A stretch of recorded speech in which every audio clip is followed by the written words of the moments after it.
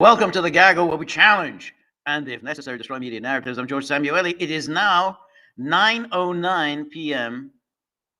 in Central Europe.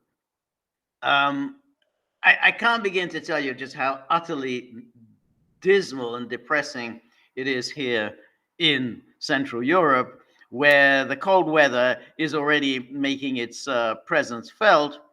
The heating is already coming on, so you already know that the post-Ukraine um, gas bump in prices is going to be felt, and days are miserably short. Sun disappears already around about lunchtime, and nothing really to look forward to until next spring, which is eons away. Um, However, on the good side, we have a live stream, and welcome everybody who has joined me. Thank you so much. Really appreciate it.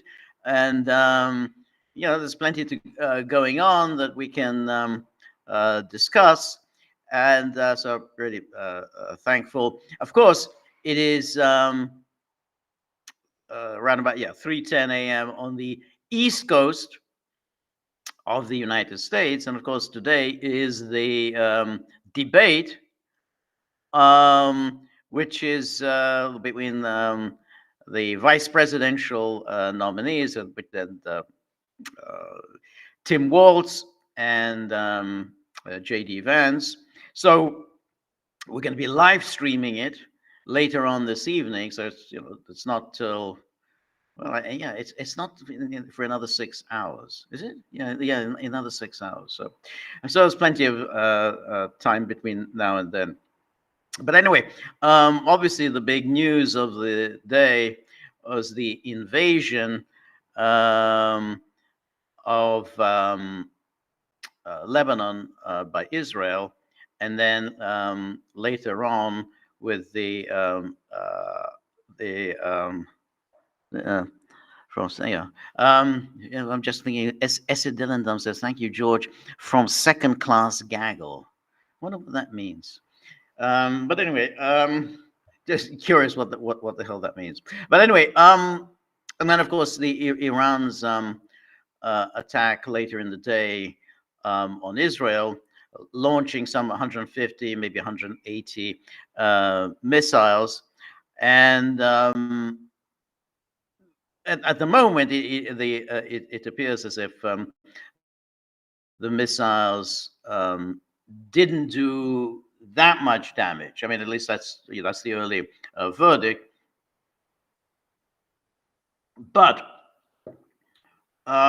it seems that a number of them broke through the vaunted Iron Dome defense system. Obviously, we're going to find out more as to how many actually did break the Iron Dome. Obviously, if they did, I mean, then that's a serious issue. The news reports are that the United States took part alongside Israel in shooting down the Iranian missiles. So once again,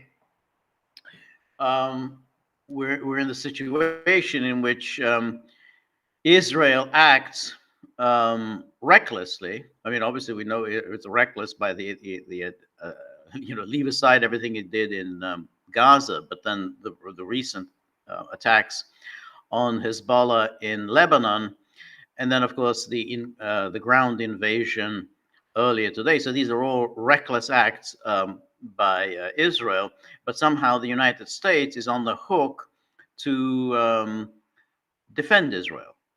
And that seems very strange, because then again, the American people are in the line of fire. That they had nothing to do with these decisions that Israel took, or at least that's what the Americans say publicly. The decisions that Israel took in assassinating Hamas leaders, because that was the IRGC, the Iranian Revolutionary Guard. Said that this attack on Israel is in retaliation against what the Israeli assassinations of Hezbollah leaders and the assassination of Haniyeh in Tehran. So Iran didn't even say that this is related to the invasion of Lebanon. All the media reports suggest that the United States was involved in the planning of the invasion of Lebanon. In fact, the Americans were encouraging Israel to invade Lebanon. But Iran attacked Israel in response to these Israeli assassinations. That's what the Iranian Revolutionary Guard announced. So in any case, then the Americans have then stepped in. Oh, well, we have to defend Israel. But it's very, very odd why United States has to defend Israel. What's the origin of this obligation? There are no military treaties binding the United States and Israel. There's no alliance, no military alliance between Israel and the United States. So why does the United States get involved when Iran attacks Israel, and in response to innumerable Israeli provocative acts? I mean, let's keep in mind the provocative acts were acts directed at Hezbollah. Hezbollah has always been known as a let's put it, a very close ally of Tehran, and Israel knew, and everybody has known, that if you attack Hezbollah, then that is very provocative to Iran. I mean, Iran can sit on its hands for a while, but it does become quite serious. And when you assassinate the leader of Hezbollah, Nasrallah, then that is very, very provocative to Iran. And you have to wonder whether Iran will sit on its knees. I mean, we have been commenting here quite extensively that Iran has been extraordinarily passive in the face of Israel's provocative acts, and that if it continues to be so passive, Iran will cease to be any kind of a regional player in the Middle East. I mean, because you can't just allow countries to treat you with such open disdain and retain your power and influence as a great power. So you have to think Iran was really in a very tight spot. We know Iran has gone out of its way to avoid getting into a war with Israel, because you get into a war with Israel, then of course you're also getting into a war with the United States, and also Israel has nuclear weapons, Iran doesn't, and ultimately a non-nuclear power cannot prevail against the nuclear power. It can't. It cannot happen, and particularly a nuclear power that exercises no restraints on itself. So this isn't like Russia, which talks big, with a lot of bluster about, we're going to nuke London and whatever, from Medvedev. But we know basically that Russia is not going to use nuclear weapons. I mean, it's possible, of course. Can't rule anything out. But, is Israel, Russia just, doesn't want to do it. And the NATO powers know that Russia doesn't want to do it, or Russia really is very unlikely to do it. And that's why they can go on provoking Russia, waging war against Russia, arming Ukraine, and encouraging Ukraine to strike deep inside Russia. I mean, they're doing this because they know that Russia really doesn't want to use nuclear weapons, and that's in fact what Boris Johnson um, says, and that hey, I'm not scared of Russia. I know that they're not going to use nuclear weapons, so I can just do whatever the hell I like, and NATO can do whatever the hell it likes because Russia's not going to use nuclear weapons. Now that may well be true about Russia. Um, that isn't true about Israel. Israel's attitude is that it's such a special country, and that the fate of the Jewish people is so fundamentally important to to I don't know, to humanity, to to the survival of the human race, that anything at all is justifiable in order to preserve the Jews, in order to punish anyone who raises his hand against the Jews, and that's these Israeli leaders say that openly. That anyone who commits any harm against the Jews will be punished and brutally and mercilessly and so on.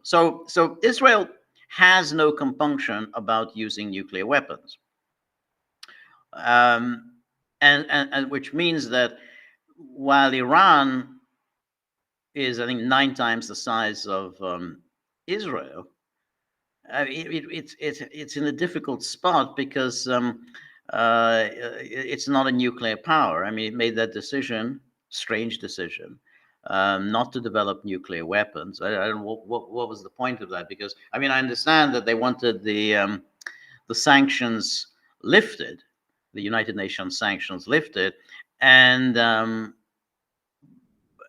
they were lifted temporarily, but it was always inevitable that the Americans were going to walk away, claim that Iran wasn't adhering to the nuclear agreement, and therefore the sanctions would be reimposed. Now, the sanctions were, of course, reimposed only by the United States, but the European members of the Joint Comprehensive Plan of Action had promised, and it was in the JCPOA, that if one guarantor of the JCPOA walks away, the rest will set up all kinds of systems to ensure that Iran will be able to go on doing business. So even if they, which, and obviously was directed at the United States, because there was always a strong likelihood that the United States would walk away.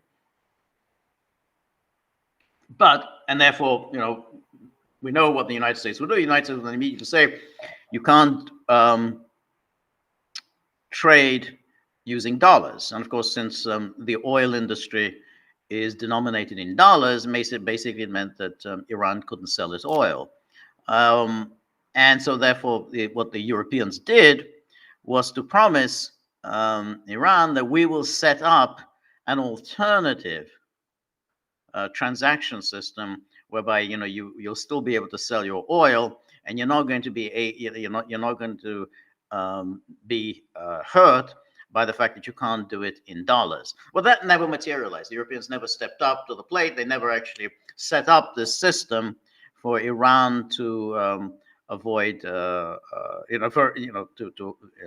basically get around the restriction on the dollars. Anyway, so there it is. Iran doesn't have nuclear weapons. Israel does. Israel is ready to use nuclear weapons on Iran, and Israel doesn't worry too much about global public opinion. We read all these stories about, well, Russia is very worried about what India thinks and what China thinks, and the global South thinks about, so therefore, and then none of them is going to support the use of nuclear weapons. Well, of course, no, they won't. Russia, I mean, Russia, apart from anything, obviously doesn't want to use nuclear weapons, but that is also a consideration that its vaunted allies, India, China, with the global South, would be very upset about the use of nuclear weapons, But Israel doesn't really care about that. First of all, they don't care what anybody thinks, and they have in their pockets much of the West. And while the West, unlike the global South, unlike India and China, the West will just say, okay, um, you had to do what you had to do. You know, if you had to use nuclear weapons, you had to use nuclear weapons. You know, Israel has a right to defend itself. I mean, we hear that all the time. Israel has a right to defend itself. So, you know, Israel invades Lebanon. Well, Israel has a right to defend itself. Whatever Israel does, Israel has a right to defend itself. So, so Israel can get around that, and that makes the situation for Iran very, very difficult. But again, I mean, just to go back to the issue of the United States, how does it come about? How does the United States simply get itself involved and saying, well, we helped Israel to shoot down Iranian missiles? Why? Why did you do that? I mean, you know, Israel is a separate country. You know, that's Israel's problem, that it has to deal with it. But again, this is just announced by the White House, and nobody just thinks there's anything odd about it. But that's really the way things work out in the world, because you know, I read, you know, Keir Starmer says, Keir Starmer telephoned Benjamin Netanyahu after the attack by Iran, and you know, there's no word. Did Keir Starmer call the Prime Minister of Lebanon? I mean, did he express any concern about what was going on in Lebanon? I mean, did he think that was an important issue? In the same way, I mean, obviously, Keir Starmer didn't call anyone in Tehran, but you know, we just take this for granted that somehow Western leaders and Western public opinion is very agitated if Israel is on the line of fire. But if anybody else is on the line of fire when it comes to Israel, if anybody else is getting pummeled, if anyone else is having his home destroyed, you know, getting his family killed, then it just doesn't matter. It doesn't. It just doesn't. You know, get on the radar. And it really is like, you know, they're just insects. They don't have any real humanity. You know, you look at they show people's houses destroyed in Beirut. You know, there are people now living out on the street. You know, children living out on the street because they don't have a home anymore. And you know, the West is just they don't really care. They'll go on and on about October the 7th, but they don't care because non-Jewish lives don't matter. And that's the amazing thing. That's how Israel has persuaded the West that only Jewish lives matter. Then, you know, that the lives of non-Jews do not matter. And that took some doing. That's an amazing propaganda coup. So we had this guy, he's running for the leadership of the Tory party. I mean, these people are all nondescript. So we had the Kemi Badenoch, who's from Nigeria. So she says, well, she's very concerned that people are coming into the United Kingdom as migrants who are hostile to Israel. You know, that's her main concern. You know, the hostility towards Israel. And then we had this other guy, name kind of escaped me. I posted it on the locals board, who said that the Star of David should be on display at all UK points of entry. Apparently, anybody who, because of, oh, we have to show our solidarity with Israel. Again, why? Why do we have to show our solidarity with Israel? I mean, do we show our solidarity with France? I mean, Italy or whatever. Why are we showing our solidarity with Israel? But we have to show the Star of David at all points of entry, and just to persuade new arrivals that the United Kingdom is just simply an extension of Israel. I mean, we already know it's an extension of the United States, but apparently it's now also an extension of Israel.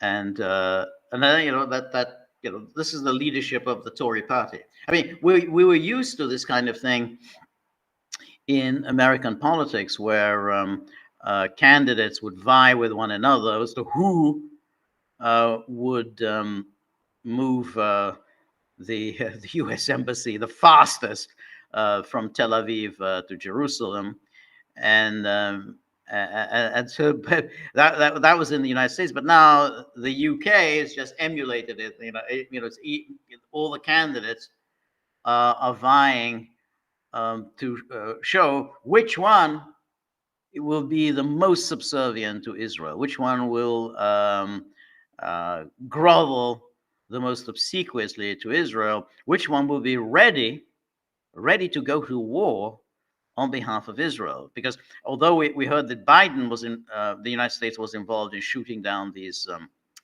Iranian missiles, I haven't read yet whether the UK was involved. Probably, but we'll see whether the UK was also involved in that. So that that's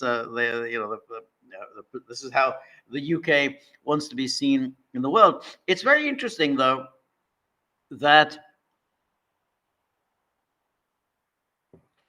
the UK basically, it shouldn't have any. There should be no love lost between the British and the Israelis. I mean, the British have this mandate in Palestine, and the British allowed the Jews to enter Palestine, much to the chagrin of the local Arab population, and then of course that the British did change their policy in 1939 with the publication of the White Paper, because they simply couldn't control it, because the intensity of the Arab resentment towards the arriving Jews was just so strong, and that basically the British published that White Paper in 1939 that basically it ended all Jewish migration into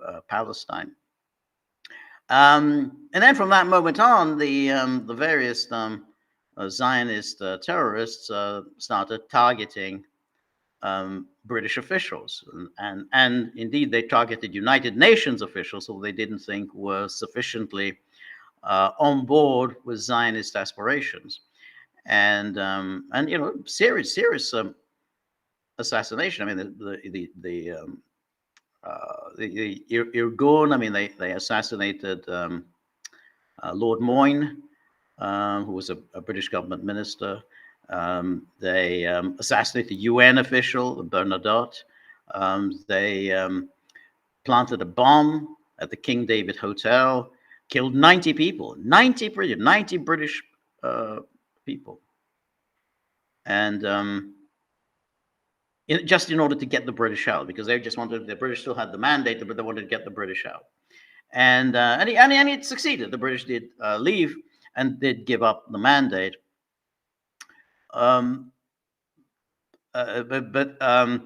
mean, in the case of Bernadotte, they just the terrorists. I can't remember. Was it either it was the Irgun or the Stern gang? I can't remember which one of them assassinated Bernadotte. I mean, they just didn't think he was sufficiently sympathetic to the Zionist plans. I mean, because the Zionists, they had their ambitions for really taking all of that mandatory Palestine. I mean, as it is, the UN partition plan of 1947 was very generous to the Jews, but the Jews weren't happy with it. the problem was that the Arabs rejected it outright, and that allowed the Jews to pretend to the world that they had accepted the partition plan. They, of course, hadn't accepted the partition plan. They saw the partition plan as a first step, the first step towards their ultimate goal of taking all of mandatory Palestine. But they knew the Arabs would reject it, so they just essentially waited for the Arabs to reject it. And then you could see all the Arabs are rejectionists, whereas the Jews were being agreeable. Wasn't really true at all. But anyway, I mean, just going back, the British had been the victims of Zionist terrorism, and so in theory there really should be no love lost at all between Great Britain and Israel. But now the British just simply sound, much like the Americans, and see Israel as an extension of Great Britain, or vice versa. Great Britain is an extension of Israel. Anyway, let's take a look now at some of the comments on our locals board. So always look at the locals board. So if you want to have an intense discussion, then the place to have an intense discussion is the locals board. So you should try to join our locals board, our locals community, which is thegaggle.locals.com, and then you get lots of free stuff, lots of free content, and then you can movies, music, and everything else. So really encourage everybody to subscribe to our locals board, thegaggle.locals.com. Anyway, so Danaki, always good to see you, says, like it says, Kedvesh George, dear George, ain't it funny, Estonia talking about blocking the Gulf of Finland, and all that pathetically moronic idiot Zaharova can do is mention international maritime law. It's like what Nikola Mikovic is saying: if Estonia invades Russia, Zaharova will appeal to the international community to uphold international law. Yeah, that's a very good point. It's it is kind of an interesting thing, that so many of these Russian leaders are still engaging in that kind of scoring these debaters' points. They're still as if engaged in some kind of an argument, and then zing, we scored a terrific debater's point. Well,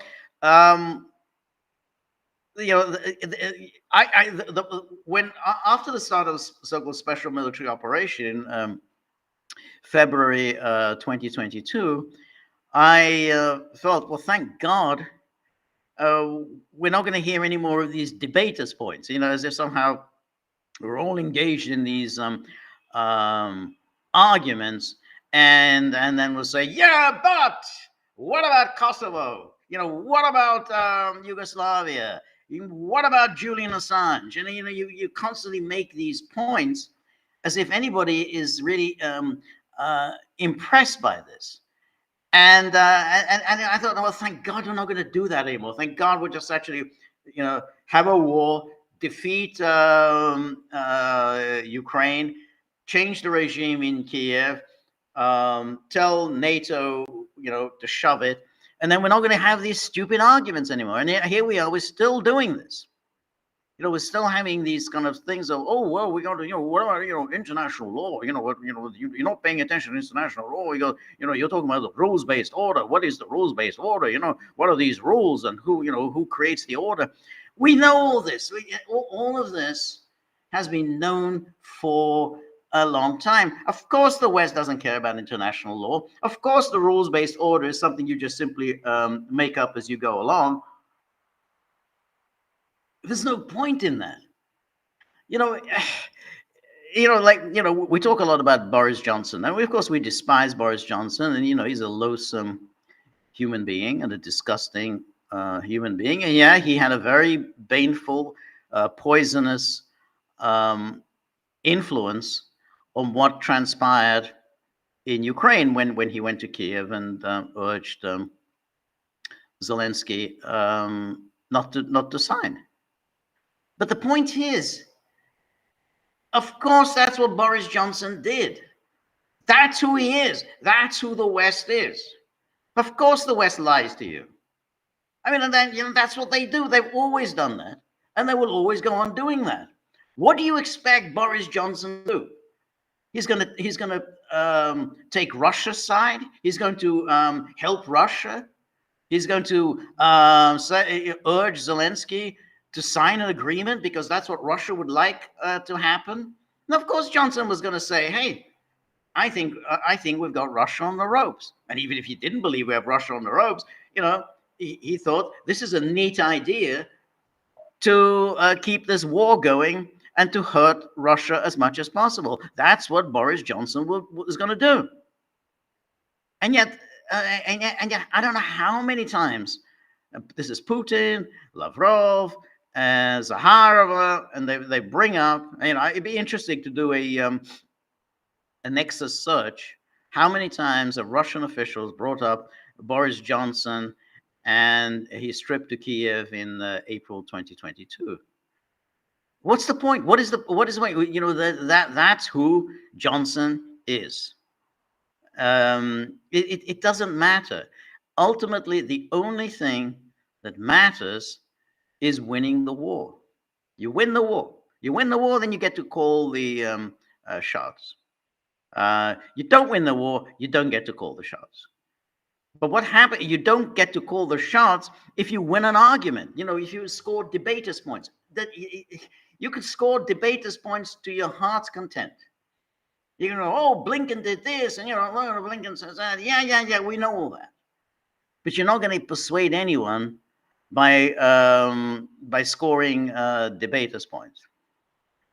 And I remember after the start of the special military operation, a number of people who worked at RT resigned. They said, "That's it. I'm shocked. I'm shocked and distressed by what Russia has done."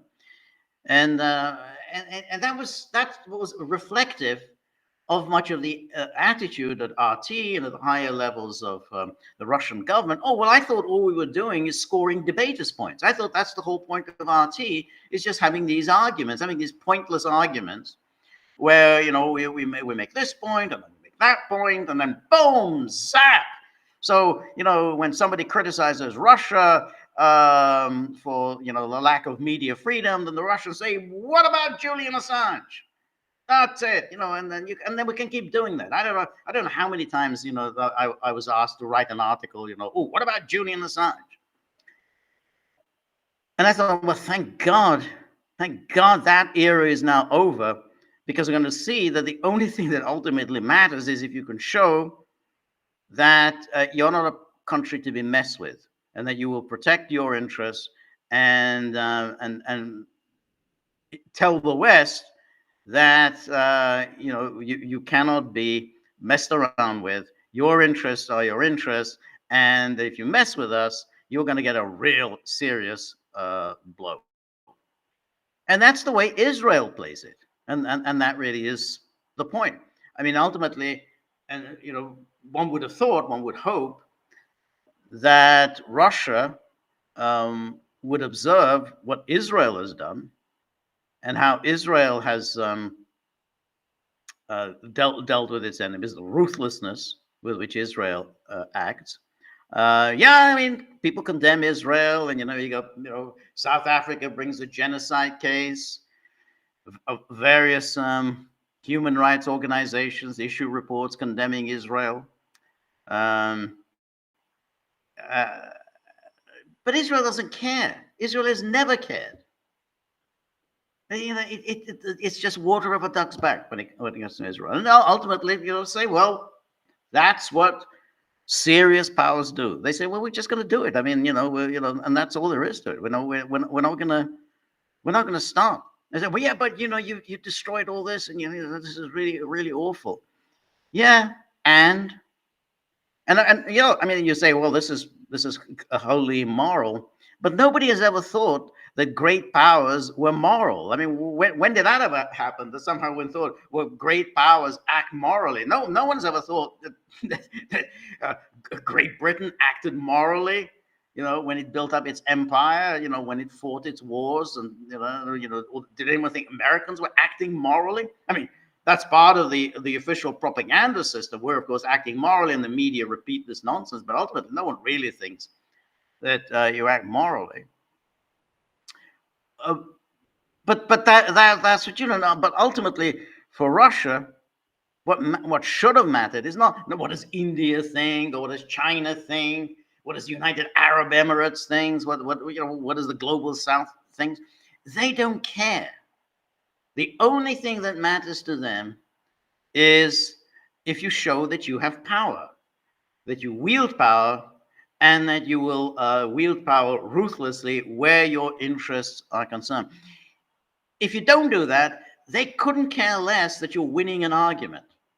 They couldn't care less. I think India is impressed by Putin talking about, oh, we were led by the nose. They promised us no NATO expansion. Oh, wow. They lied to us. Oh, no, really? And then they lied to us again at the time of Maidan. Oh, really? They lied to us about Minsk. Oh, no. They lied to us about the agreement on Istanbul. Oh, no, they kept lying to you. How terrible. And yet you went on believing them.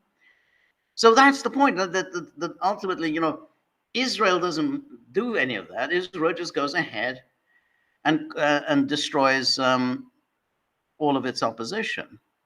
And that's, I think, the problem that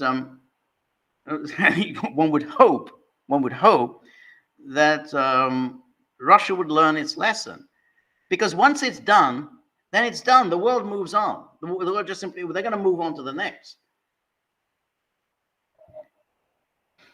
And I've said this before, the Soviets seem to have understood this, that you do something really nasty, and the world condemns you. The world bangs its fist on the table and shocked, and and then they're horrific. The Soviet Union violated this or that.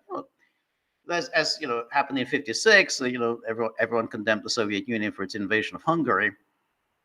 But then it was over, and everyone moved on to the next thing.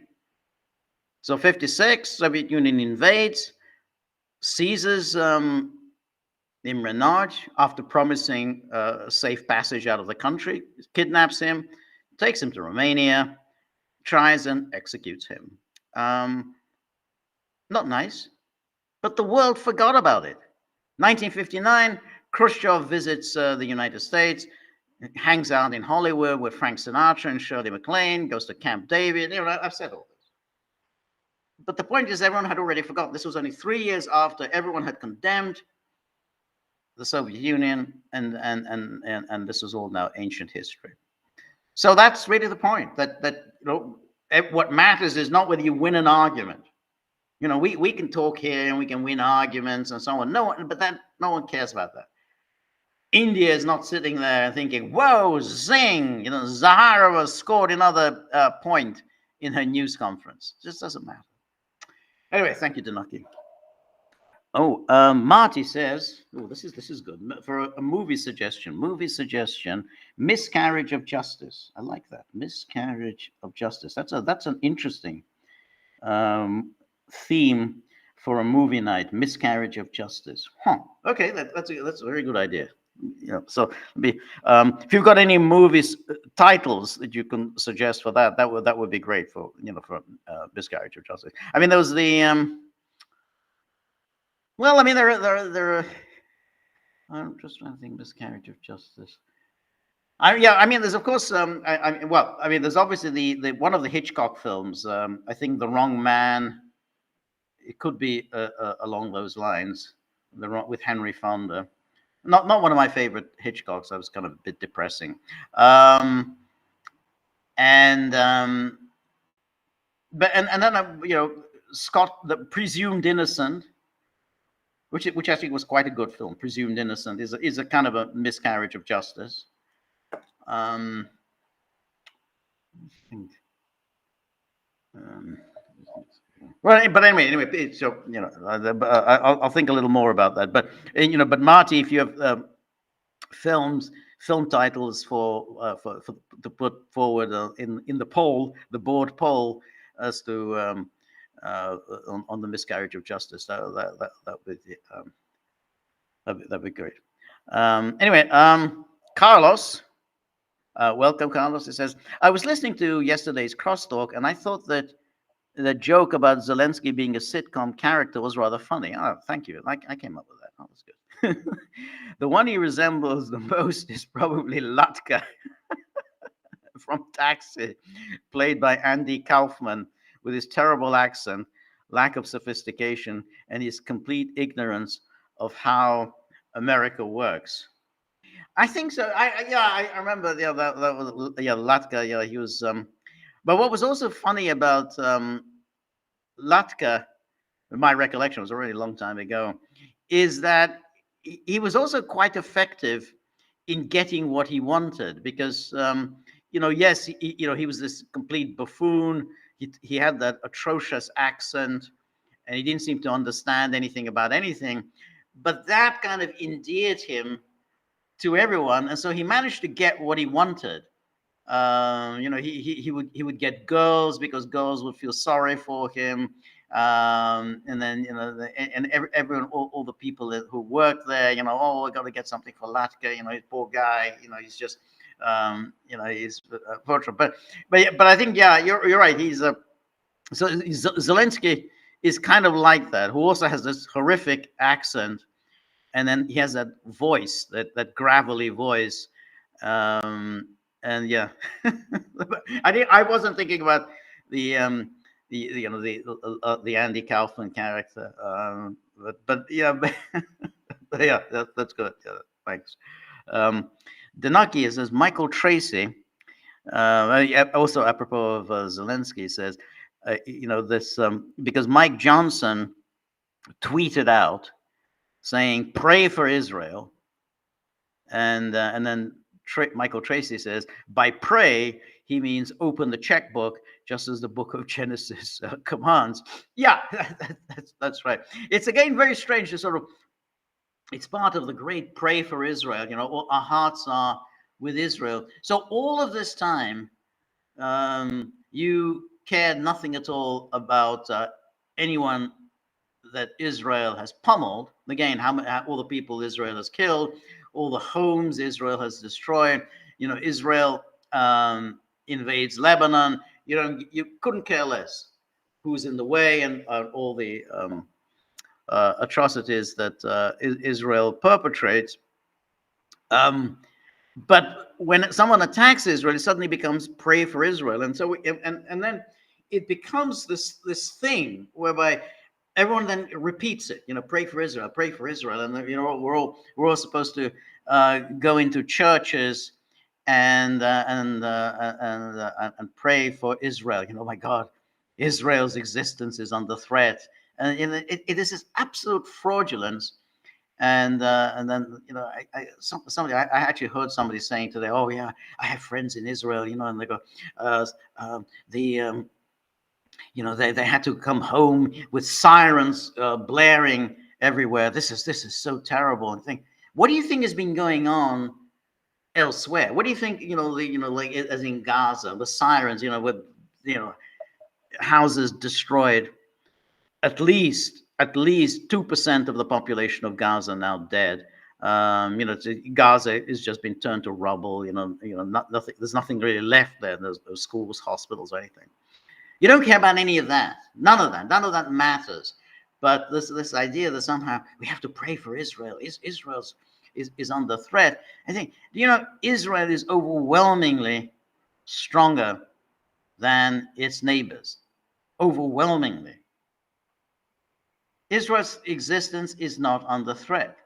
This has been the big lie ever since 1948. Ever since it managed to defeat the Arab armies with great ease in 1948, but that Israel is under threat. Israel will be pushed into the sea. They want to push Israel into the sea. So yeah, Israel's on that. By pray, he means open the checkbook. Yep, open the checkbook. There's no money for people who are suffering under the hurricane. Nothing for you. No money for you. You're gonna have to live with the hurricane. Just like bad infrastructure. Well, tough luck, buddy. But there's money. The spigot is always open for Israel and, of course, for Ukraine. And of course, when this happens, you see, this is the dismal quality here. I get these fall allergies. So anyway, I should have said that during the intro. Everything is really grim because this awful autumn weather is giving me these allergies. But anyway, the reason that you could see why so many leaders in the United States and in Europe are so worried about populist movements, because the most commonsensical approach would be people asking, "Hey, this is our money. You take all this money away from us, government, through taxation, and instead of putting this money to good use for the collective benefit of us, for infrastructure, our healthcare system, all of these things, clean air, clean water, all the things that we would expect government to provide us with. Instead of that, you send it all to Ukraine and to Israel, and then you tell us, hey, it's too bad, buddy, you're going to have to live with all the crap because there's no money." And that's why, of course, the leaders are always afraid of populist movements. Someone's going to say, "Well, this is outrageous. This is manifestly wrong. Why the hell should we care about Israel and Ukraine?" And of course, it doesn't. So even, I know it's like a broken record. I mean, I sound like a broken record. But with Trump, the populists, the America Firster, I mean, what exactly are they saying now? That the Biden administration isn't doing enough to help Israel? That's your critique? That's your objection to the Biden administration, that it's not doing enough for Israel? Israel that has leveled Gaza, Israel that has liquidated most of Hezbollah's leadership, Israel has now invaded Lebanon, and your only comment is, "Oh, Biden isn't doing enough for Israel." Well, I mean, that's not a message that's going to get you very far, because frankly, it's stupid. It's a stupid thing to say. I mean, what would doing more for Israel be? How would that in any way benefit the United States if the United States was doing even more than what Biden is doing? Biden hasn't in any way held up anything for Israel. He hasn't restrained Israel in the slightest. So to make that the thrust of your criticism is just stupid, and it's obviously a losing argument. It cannot prevail. Because this is Biden has done everything. Biden has not done even the minimum of restraints that other presidents in the past had done, like Reagan had done, Bush the Elder had done, even Bush the Younger had somehow urged on Israel that they should start taking peace negotiations seriously. And he didn't do much, but he did more than Biden. Biden has been the most unrestrained in his support of Israel of any American president. And Trump said, "Oh, he's not doing enough." So, so that's the great populism. That's MAGA. Anyway, Ivan Groznev. Ivan, good to see you. Thank you. It says, "Good evening, George. Given recent developments and Al Jazeera reporting Iran's airspace has been closed until the morning, along with Iraq's and Jordan's, do you anticipate Israel will respond tonight? And if so, how?" Well, this is a that's an interesting question, and obviously it's the most salient question. What will Israel do? So far, Iran's attack has been fairly moderate.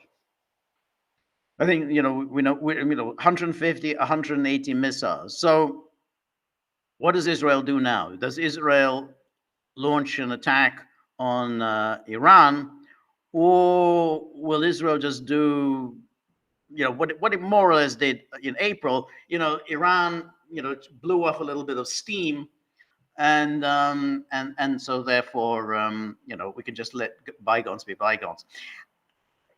I think a lot depends on how much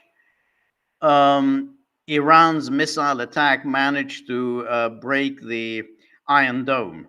That's the part that's unclear, because some reports suggest, almost everything was shot down by the Israelis and the Americans. But if that's not the case, if it's the case that a number of Iran's missiles did break through the Iron Dome, then I think it becomes serious, because then I think that would count as a humiliation for Israel, because its vaunted Iron Dome didn't work as it's supposed to. Then I would think Israel will attack. Israel will have to show that you don't mess with us, and then they will do it. I mean, they might attack anyway, but I think that if a good chunk of the missiles did break through the Iron Dome, then I think that's a big humiliation for Israel, and Israel can't allow that to go unanswered. So I think then Israel will definitely attack Iran. What then happens is very interesting, because of course Iran has said that if Israel retaliates against us, then we're gonna do, it's gonna be an almighty attack. You ain't seen nothing yet. We're gonna really hit Israel. So I think that would be interesting. I think that's really the key, because I think it seems, just from the statement that Iran issued today, that they're kind of prepared to leave it at that. It doesn't seem like they're much in the mood for another attack, so they're going to leave it at that. But they gave a warning to Israel that if you do retaliate, then then we're really going to hit you. So I think that's the thing. So that, I think Israel definitely retaliates if this was a serious humiliation for the Iron Dome. And so yeah, I think that's what's going to happen. But then the question is, will this be tomorrow? It'll probably, if they do attack, I think it'll probably be within the next few days. I don't think Israel is just not the kind of power that waits around. They don't have, the Iranian kind of patience. They can wait and wait for weeks and months and so on. Israel isn't like that. Israel acts with haste. So I think if Israel is going to retaliate, then I think it will act really within the next 48 hours. I would imagine. So anyway, but again, I think everything then hangs on how did the Iron Dome perform. Anyway, thank you, Ivan. And Anne Marie, always good to see you. It was for a friend in Switzerland. And so Anne Marie says, "Good evening, George and Gagglers. Sorry for not sending my usual tip, but I have a new card and now something doesn't work." Well, I mean, that's obviously, I understand you have these problems. The dogs, they're not so understanding of it. I mean, but they're dogs, so they're canines. So that's but Anne Marie, obviously, thank you very much for your generosity. So I'll pass on your apologies to the dogs, but you know what they're like. I mean, they don't listen to me. So, uh, um, DJ, thank you so much. It says U.S. press briefing stated that U.S. destroyers participated. Does that mean that they are fair game? Well, of course they're fair game. And yeah, and they did. Obviously, the United States was involved. And again, it's so interesting. I mean, I know I keep saying the same thing, that the U.S. is on the hook. The U.S. is taking part in this war without any kind of congressional authorization, without any kind of even explanation to the public. I mean, Biden doesn't even come before the American people and explain why is the United States taking part in this? Why does the United States regard an Iranian attack on Israel as meriting an American response? I mean, is Israel, a part of the United States? When did this obligation arise that somehow United States has an obligation to go to war against Israel's enemies? So, it's just taken as a matter of course. And so they make these announcements during press briefings, and no one really asks the most obvious question: where'd you get off? I mean, how does it come about that the United States is essentially fighting against Iran, which is, after all, it's a big country. It's a 90 million. It's a serious power, putting American lives in danger without any kind of a formal declaration of war, without any kind of an explanation for the American people, without even a presentation of a legal finding as to what's the legal basis on which the United States gets involved against Iran, and without really explaining how this affects the United States, and without really any explanation as to how it is justifiable for American governments to put American lives in this kind of danger.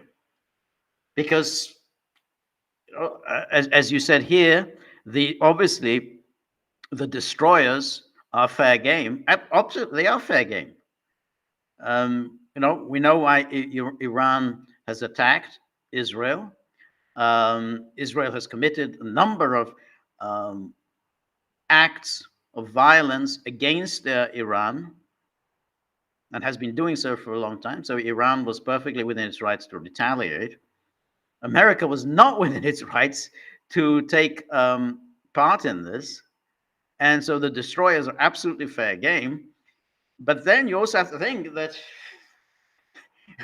American tourists and Americans in general could well be in danger. After all, Iran does have its allies throughout the Middle East who might take umbrage at the United States taking part in a war against Iran.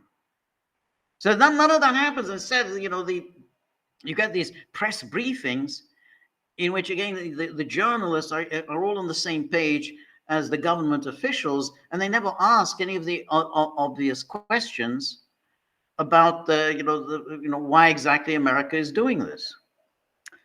So anyway, thank you, DJ. And then Cynthia, always good to see you, Cynthia. Thank you so much for your generosity, Cynthia. And Cynthia says, gotta admit, it was pretty hard for me to watch the movie last night, as I kept thinking about the plight of the Native Americans paralleling that of the Palestinians. Yeah. Both are having to defend their land against white settlers, but at least the Native Americans were equally matched in terms of firepower, which isn't at all true for the Palestinians. What's worse, the same is also true of their regional allies, Lebanon, and perhaps even Iran. At this rate, they'll all lose their land, I'm afraid. You're absolutely right. I think that, and the thing is, obviously, with the Native Americans, that ultimately, America is a big continent. There's room for for many people to live and enjoy this very rich land. And and after all, the Native Americans have survived.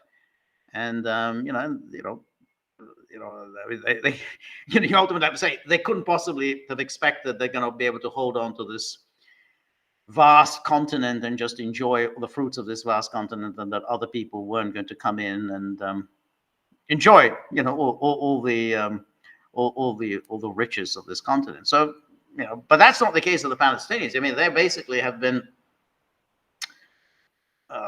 they were pushed around in that mandatory Palestine, and from where they were displaced, and repeatedly, with one step after another, they were displaced from Palestine. I mean, if you just go from even if you go back to the United Nations partition agreement. I can't remember the exact numbers, but something like just the UN partition agreement. Something, the Jews were, I think, 1/3 of the population of mandatory Palestine, but they were assigned 56% of the land. So, whereas the Palestinians, I think, were 2/3 of the population of Palestine, and they got, I think, 44% of the land. So that was the partition agreement. But after the war, and then when Israel seized a lot of additional territory, for the ceasefire, so the territory that they held from 48 to 67, then basically, Palestinians got, it would even less land, and they were kind of then pushed, really were pushed out. The West Bank, which was also part of the mandatory Palestine, that came under the occupation of Jordan, and then of course Gaza came under the occupation of Egypt, and then of course Israel in 1967 seized both of those territories. So it seized Gaza, and then it seized the West Bank. So in other words, Israel then had the whole of mandatory Palestine, and more, because it also took the Golan Heights from Syria. So then basically all of that, even that original deal, the United Nations partition plan, even under that deal, the Palestinians were not getting anything anything remotely fair to them. But then they got absolutely was screwed over, and as far as the Western world was concerned, they just didn't matter. They didn't figure. And I guess that there is a parallel, as you say, Cynthia, that with the with the attitudes of some of the people in the searchers, where they just simply, the Comanches were just simply regarded as subhuman. They were subhuman. They're just barbarians. Whatever you do to them is entirely justifiable because they're barbarians. They're not civilized the way we are. And that was really the case with the Palestinians. They've been pushed and pushed, and forced to move out, kept in inhuman conditions, and nobody really cares very much about them, because the most powerful forces in the world are lined up with the oppressors, which is Israel. Now, during the Cold War, of course, you had an alternative axis, which was largely the Soviet Union. And so, at least for the Palestinians, they could hope that with that, what was then called the Third World, which was under the leadership of the Soviet Union, may at someday come to their rescue, and they'll get a measure of justice. I mean, it was always a forlorn hope, but at least it was something. I mean, it was still their big champion was the Soviet Union. And that was militarily it was the equal of the United States. So if you've got the Soviet Union in your corner, well, you might hope that things could change. That, of course, ended with the collapse of the Soviet Union. But interestingly enough, Russia hasn't done anything. I mean, it's just done nothing. I mean, again, they talk a lot, and I know a lot of the people in the alt media think that Russia is somehow hostile to Israel and so on. Not true. Russia's just been pretty much, they're trying to play both sides, which itself doesn't make a lot of sense, even from Russia's geopolitical interests, and particularly now. I mean, if you're a Russian leader on October the 7th, 2023, you're thinking to yourself, thank God we caught a break, because now we have this war in the Middle East, and we know the Americans care more about Israel than they care about Ukraine. So what should we do? Well, we need to get the Americans to focus more on that war than on Ukraine. So they will basically say, we got to send all our, we can't keep sending all these arms to Ukraine. We need to send them to Israel. We need to, just and that's what many people thought after October the 7th. Well, clearly now Americans are going to, shift their focus to Israel. So if you're a Russian leader, you think, well, what we need to do now is to fuel this war, exacerbate this war as much as possible. We need to really provide as much assistance as we can to Hezbollah, to Hamas, to the Houthis, above all to Iran. Give Iran, whatever missiles it needs. Give them the air defense they need. Give Syria all the air defense it needs. Give Hezbollah the missiles, to make sure that this war really heats up and the Americans really get themselves bogged down in this war in the Middle East. That's what a rational Russian leadership would think. That's what the Americans would think. Instead, the Russians are, we need to we need to end this war. This war is not good. We need to end this war. We're going to play the sort of be a mediator. We don't want to exacerbate this war. We need to tamp this war down. It's completely contrary to what should be Russia's geopolitical interest. You're a Russian leader. You say, I want this war to intensify. I want the Americans to get themselves bogged down in this war and forget about Ukraine. And instead, they made life easy for the Americans, because then, essentially, they didn't provide the assistance that Israel's enemies needed. And Americans, were able to take care of Israel's needs, because Israel's opponents weren't really able to put up a real fight. And then the Americans were able to go back to, they're waging their proxy war in Ukraine. So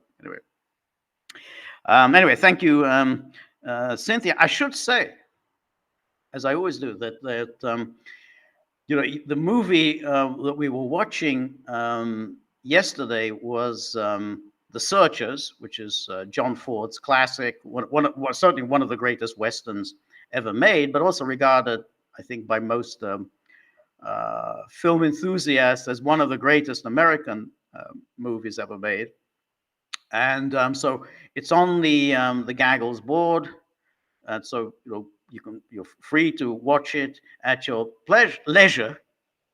And above all, when you watch, also read Cynthia's innumerable fascinating comments and information, a lot of really, really interesting background material on the making of The Searchers. Most of it I simply didn't know. So I learned so much from reading Cynthia's comments. So so watch the film, savor the greatness of American cinema, and savor Cynthia's, fascinating background information on the making of the Searchers, John Ford and John Wayne. So that's the order for the day. Anyway, Marty, good to see you, Marty. Thank you, Marty, for posting today the hearing at the Parliamentary Assembly of the Council of Europe, and Julian Assange's, really, this was his first public appearance since his release, and it was really interesting. And so thank you for posting that. Again, it's on the locals board. Take a look at it. There's so much material. You have to, subscribe. The Gaggle.locals.com. We got there's so much interesting material there, and Assange clearly is still suffering from the effects of this 14 years of effective incarceration, whether he was under house arrest, whether he was besieged in the Ecuadorian embassy, a tiny Ecuadorian embassy, and then of course he was it 5 years? He was 5 years in high security Belmarsh prison. So he was still, he's obviously aged a great deal as a result of what he had to undergo. But he spoke very clearly, very eloquently. He spoke very succinctly. Didn't go in for any long speeches, so he was very much up to the point. But you could see that, for instance, he was coughing a lot. He was so obviously he still has some health issues that have risen as a result of that. So, but it was really interesting. Again, he was very, very succinct. I didn't think that the questions, admittedly, it was a sympathetic audience, and that was good that they had invited him to give a talk to them. But the questions they asked him, I thought, were much too vague and too general. But I think he did a good job in answering questions that, to be honest, I found difficult to understand. If I was in his place, I would have difficulties answering because I simply didn't understand the question. But he did a good job in pretending at least to understand what he was asked. But anyway, it's on the locals board, so everyone can take a look. Anyway, so Marty says, traveling Gaggle first class. The dogs have to eat. Exactly, they have to eat, so that's important. I don't have to eat, but the dogs have to eat. That's their attitude. You don't get to eat. It's like in Glengarry Glen Ross. Coffee's for closers. So dinner is for closers. That I think that's their view. So if I can't close, then I don't eat. But anyway, Marty, thank you so much for your generosity.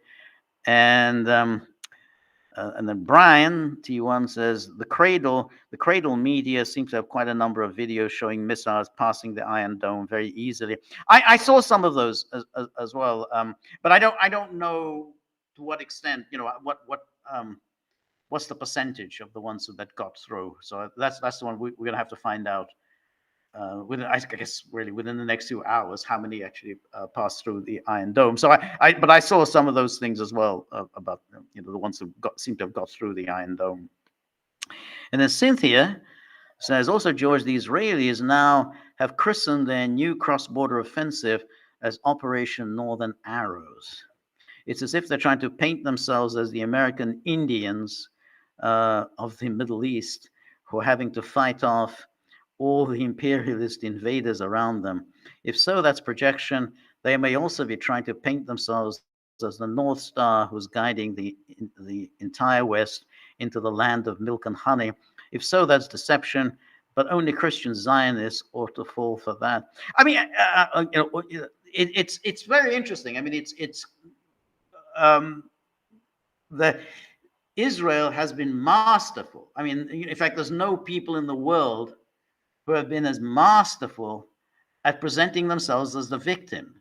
They are the victim group par excellence. They invented victimhood. They invented the idea that they're always the subject of attack and discrimination and terrible acts and that it was subjected to. So they are the victim group in the United States.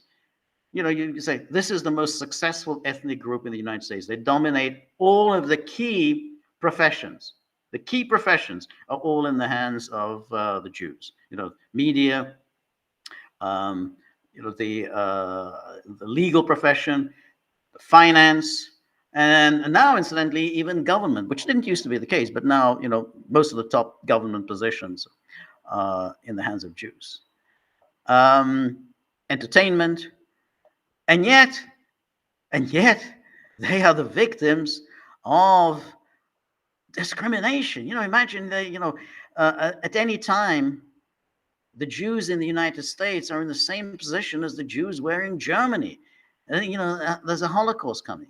It's the there are all these awful people, particularly on Fox News, all the Laura Ingrams and Sean Hannity. I mean, I don't watch these people, but who talk about how blacks are always the sort of the victims. Oh, it's always victim. They got to pull themselves up by their bootstraps. They got to kind of stop their victim mentality and their whining and their dependence and so on.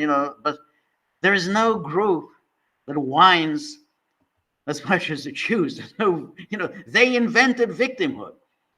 The problem is the blacks are just not that good at it. They're not as good as the Jews in presenting themselves as victims. That's it. They just they don't elicit sympathy. And so the victimhood, that obviously applies to the Jews in the United States, and then they're victims in the Middle East. They're victims. So as you say, this Operation Northern Arrow, and they're painting themselves as American Indians. I don't know if that's their intention, but it could well be. Well, we're the victims.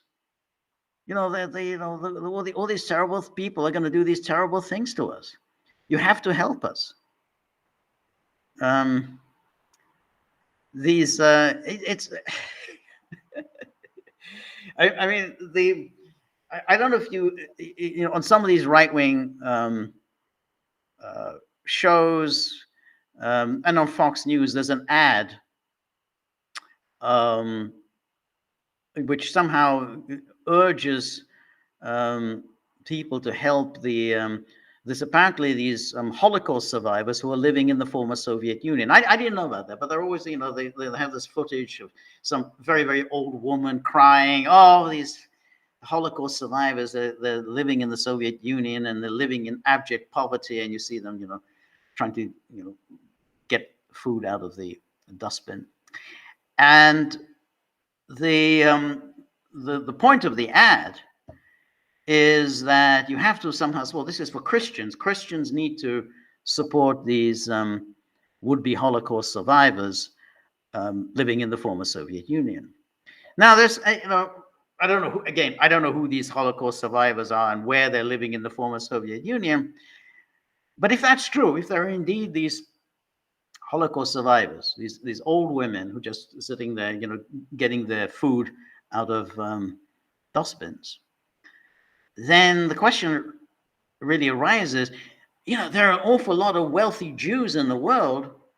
Why aren't they coughing up money to help these Holocaust survivors living in the former Soviet Union? I mean, you got all these terrible people, these billionaires, whether George Soros and all the, I don't have to go through all the hedge fund owners.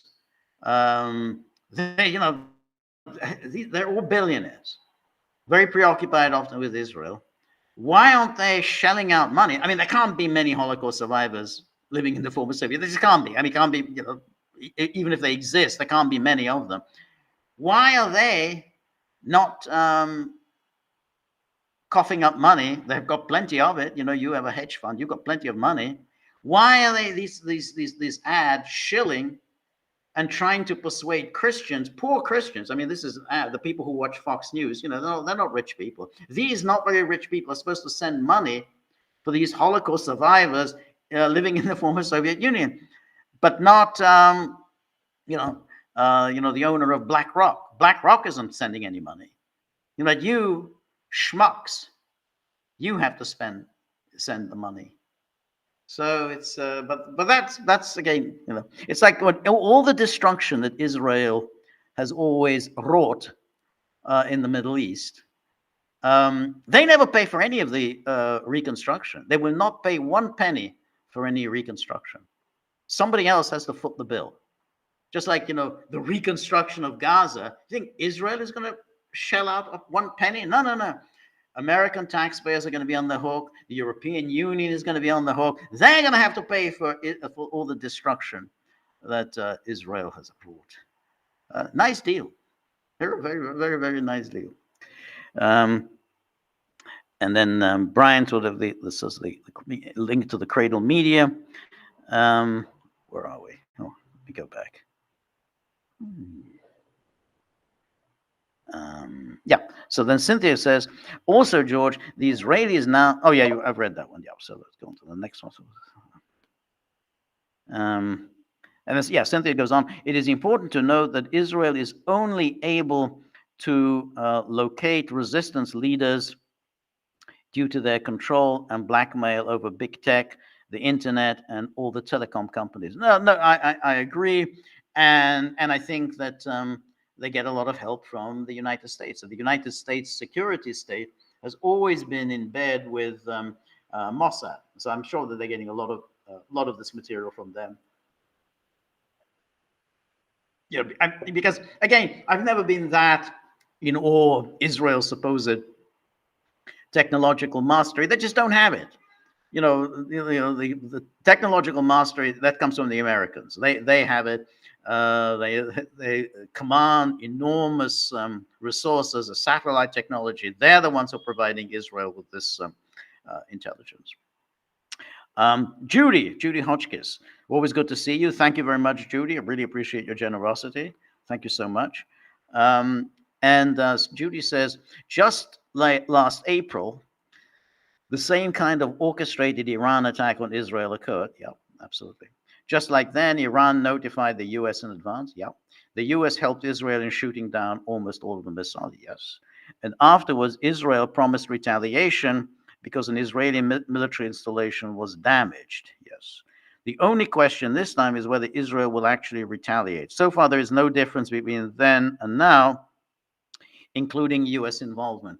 I absolutely agree with you. I think that was that this was fairly theatrical, just as in April, as you said, Judy, that Iran gave advance notice, so that enabled America, Britain, Jordan to join in and shoot down the missiles. Now, it's clear that this happened, that Iran gave advance warning, because we had earlier in the day, the United States announced that Iran is about to attack. So, at the time, I wasn't entirely sure whether this was a false, this was a false news, fake news, but nonetheless, obviously, United States got advance notice Iran is about to attack, and that's why the White House issued that announcement earlier in the day. So yeah, that happened. It could well be that because Iran just stopped, 150 or whatever, 180 missiles it launched, and then it just stopped. And then when they made the announcement, it sounded as if that's it. Iran has no plans to attack anymore. It didn't sound as if, oh well, we're done for the time being, and then we're going to attack some more. Instead, they did it, and then they announced, well, if Israel retaliates, then all hell will break loose. So that suggests that they have no intention of attacking anymore, unless Israel retaliates and attacks Iran. I don't know whether Israel will do it. And what I was saying earlier was that if the vaunted Iron Dome didn't work very well, then then I think Israel will attack, because Israel doesn't really want to be seen to be so vulnerable, so open to attack, because then others are going to start getting ideas into their heads and say, "Hey, look how weak Israel is. This Iron Dome is a dud. So why don't we attack?" And that's going to start giving everybody all sorts of ideas about attacking Israel. That's why, since Israel doesn't want to put that idea into people's heads, then I think Israel will attack Iran. If the Iron Dome worked pretty well, then that's questionable that they're going to do anything. So I think it's I think it's that's my view, that it all depends on how the Iron Dome performed. And that's going to determine whether Israel retaliates. Dan Rock says Bernadotte. He's one of the United Nations officials who was assassinated by. Again, I can't remember, was it either Irgun or the Stern Gang? Irgun was the one with Menachem Begin, and then the Stern Gang was the Yitzhak Shamir, who then went on to become. Both of them became Israeli prime ministers, denouncing terrorism. The terrorists. We have to deal with the terrorists. Dan Rock says Bernadotte, who negotiated the release of thousands of Jews from Germany or Sweden, then gets assassinated by Israel. Yes. That's that's exactly correct. That was what happened. We don't expect any gratitude. No, they thought, hey, he's not being generous enough with how he's assigning the land. Not being generous enough. As it is, 1/3 of the population of Palestine got itself, I think 56% of the territory, but that's it's not generous enough. The Count of Monte Cristo. Oh, that's Marty. Okay, Miscarriage of Justice. The Count of Monte Cristo. Yes. It's a great book. It's a fantastic novel. The Count. It's so much fun. I mean, obviously, you read it as a child, but it's a fantastic book. But I don't know who has made a really good movie. I mean, it's been made into movies. I think in the 1930s, Robert Donat played Edmond Dantes, who then becomes the Count of Monte Cristo. But I mean, it's already a little old. It's a little creaky to show on the film club. But I mean, I don't know if there's a newer version that. I mean, years and years ago, the BBC had a very good TV series. They used to adapt these classics for television. It used to be a very good job. The Count of Monte Cristo, Madame Bovary. So they were very well done. But I think again it's probably kind of creaky now. I think that was sometime in the 1960s. But at the time, I thought that it was a really good dramatization. But again, it's a little long. I think it was about 16 episodes. I mean, each episode was about half an hour, so I think altogether it was about 8 hours or something. But you could probably edit it into a kind of a 3-hour movie or maybe a 4-hour movie. But I don't know. I mean, if there's a more recent film adaptation of The Count of Monte Cristo, that would be good. But yeah, that's a good suggestion for for Miscarriage of Justice. Again, if anybody wants to chime in and suggest a film, the theme of which is the miscarriage of justice, then well, there's also, of course, this is a real creepy one. 10 Rillington Place. Now, 10 Rillington Place was made in about 1971 with Richard Attenborough, and of course, it featured the famous case of Timothy Evans and John Christie, and Timothy Evans was executed for the murder of his wife and child, and whether he did it or he didn't do it, he was clearly a bit of a half-wit. And was under the influence of Christie, who was the owner of the house in which he lived. Um, I mean, the film suggests that Christie alone committed the murders, but either way, Evans, it was a miscarriage of justice against Evans, and I mean, and that the whole case of Evans and Christie, of course, played a major role in Britain ending capital punishment in the 1960s. So that ended. It was a kind of cause célèbre, the case of everything. But anyway, this was made into this film, 10 Rillington Place, and that is like one creepy movie. I mean, Richard Attenborough is a very good actor. I mean, he really conveyed this real sinister creepiness of Christie. So that's a good one. Let me write this down. Otherwise I'll forget. 10 Rillington Place. And then, since we're on the theme of British movies of miscarriage of justice, there was also the case of Craig and Bentley, which was again another, that was took place in the 1950s, but the film was made, I think, in the 1980s, which was, I mean, the question was here that the one who was executed, there were two guys, there were two young men, rather, who committed a robbery, and then a policeman was shot. Now, what happened was that the boy who shot the policeman was underage. I think he was less than 18. But the one who called him out and said, he supposedly said, "Let him have it." He was over 18.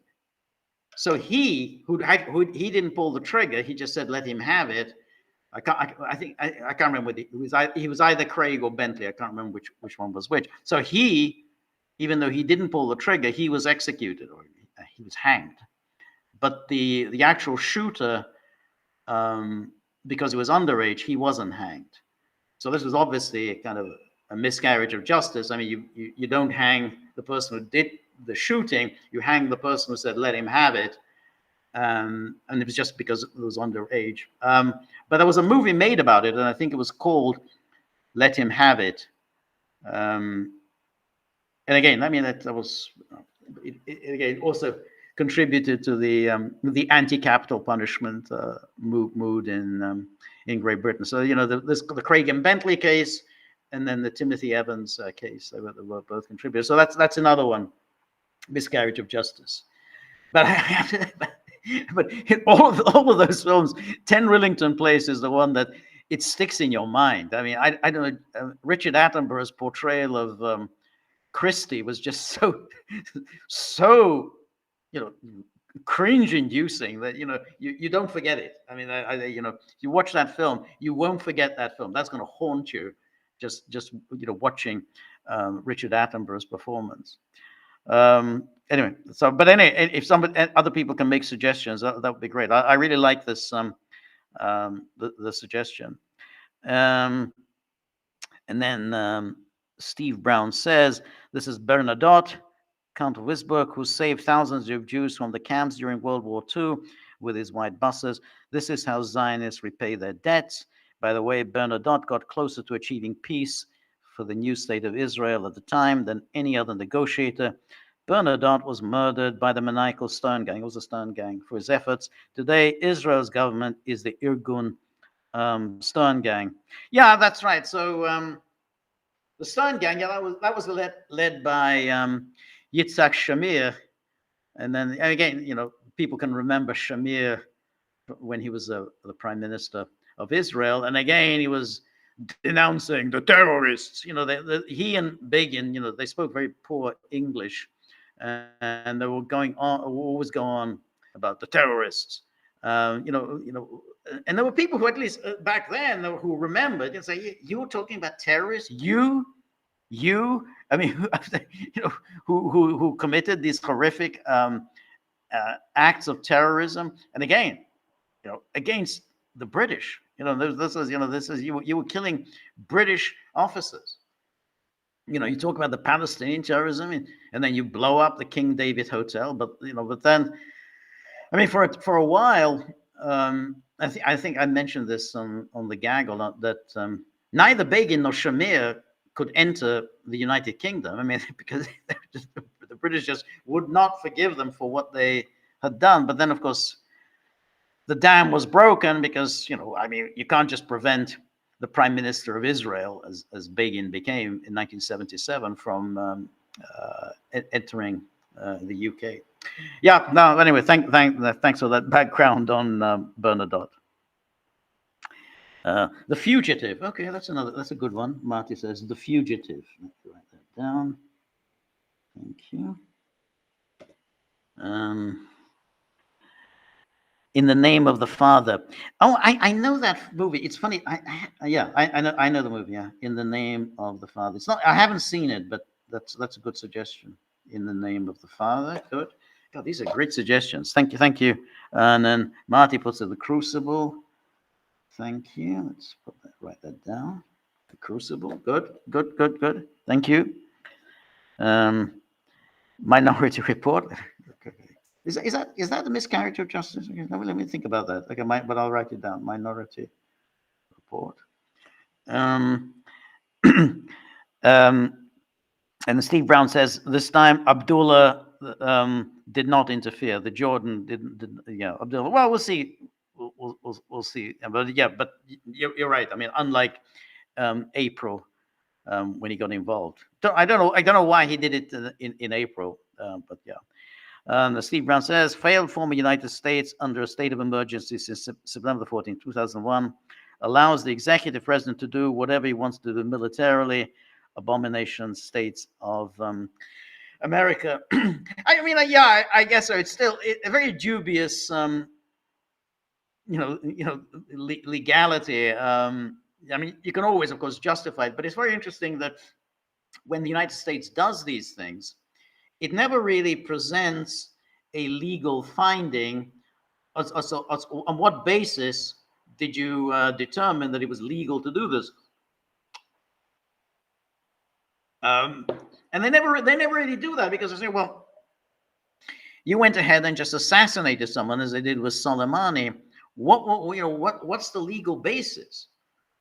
And of course, if it tried to present some legal argument as to on how the United States can justify the assassination of General Soleimani, they can't really come up with any legal finding.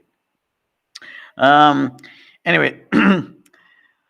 So Steve Brown says, from the video, I saw plenty of hits on Israel. Okay, I mean, I saw that as well, but I guess we'll have to see the numbers, rather than just go by a video. So but we'll see. But as I say, if it does turn out that the Iron Dome didn't work as it is supposed to have done, then I think Israel will have no choice but to attack Iran. Or of course. Israel can, act asymmetrically, such as it could start killing Iranian leaders. I mean, we had the president of Iran mysteriously dying in a helicopter crash. Now, at the time, we kind of did wonder, we certainly wondered at the Gaggle whether this really was an accident. You have to wonder. You have to wonder in that part of the world when leaders die in mysterious accidents, whether Israel was behind it. I mean, I always had my suspicion. I mean, I don't know who the hell, what do I know? I didn't carry out the investigation. But you'd have to wonder about that. So you'd have to then think that Israel may act by carrying out assassinations of Iran's leaders. I mean, obviously, Israel has shown itself to be very proficient in carrying out executions. Showed that with the Hezbollah leader. So they may not launch a missile attack on Iran. They may decide to act with a kind of a mass execution of Iran's leaders. We'll have to see. I mean, as I say, I think if this was if it's the Iron Dome failed, then I think there's no question Israel will act. Well, now, whether it'll be a missile attack, whether it'll be assassinations, but Israel will attack Iran. Now, then Steve says, U.S. now, no relation to the Republic as founded. Nope, not at all. And then R. Brown, 1958, says, when all the powers that be in Washington agree on something, like Israel or Ukraine, that means they're all grifting off their donor base and all the available kickbacks. Cash is king. Principle is negotiable. I agree entirely. I think there's no question. There's a lot of money to be had. The arms industry, very, very much pushing the whole Ukraine agenda. And obviously, we know the Israel lobby. So yeah, a lot of people are doing very, very nicely out of these wars. A lot of people are suffering as a result, but what do they care? Mitch McConnell gives a damn about all the people getting killed through his through all the money he's that's flowing through himself and so on. So and then Steve Brown says the perfidious Albion has much to answer for. Yeah, that's true. Steve then Pax Americana. And then Steve says, lots of all Russians in Israel and mutual banking interest, not so much banking interest, rather. No, I think that's it. I mean, the Russia-Israel bond is, it's real. I mean, the Israel's interests, they're not as powerful in Russia as they are in the United States, but they're very real. No question, they're very, very real. And Putin has on many occasions given every indication of being very philo-Semitic, and that's been a constant theme really throughout his years in power, this philo-Semitism. So I think that's an important issue for Russian leaders to maintain their there's good relations with Israel. As I say, contrary to their interests, much as you say about the United States, that this unconditional support for Israel is contrary to America's interest. This is contrary to Russia's interest. Russia's interest would have been to escalate, exacerbate the war between Israel and Hamas in the hope of bringing in Hezbollah and bringing in Iran, because the worse it gets in the Middle East, the more attention is taken away from Ukraine, and therefore that would allow Russia to just get the job done. That is what great powers do. You got to get others bogged down in one place, and then we can just finish the job here. But Russia didn't do that, and so instead they took the line, America's line, which is, well, we got to make sure that this war isn't I mean, America's public line, not America's real line, but we're going to make sure that this war is contained. We got to bring this war to an end. So I'd like to see a little bit more action with the tip jar. The problem arises when there's nothing in the tip jar, is that I have to go to the dogs. I have to answer to them and say, that's the best that I could. It's not my fault. I did my best. And then the dogs, they now have learned this line from James Mason in The Verdict, where he plays this really brilliant lawyer, the Prince of Darkness, as he's referred to, where he says something like, when somebody tells him, I did my best, he says, I don't pay you to do your best, I pay you to win.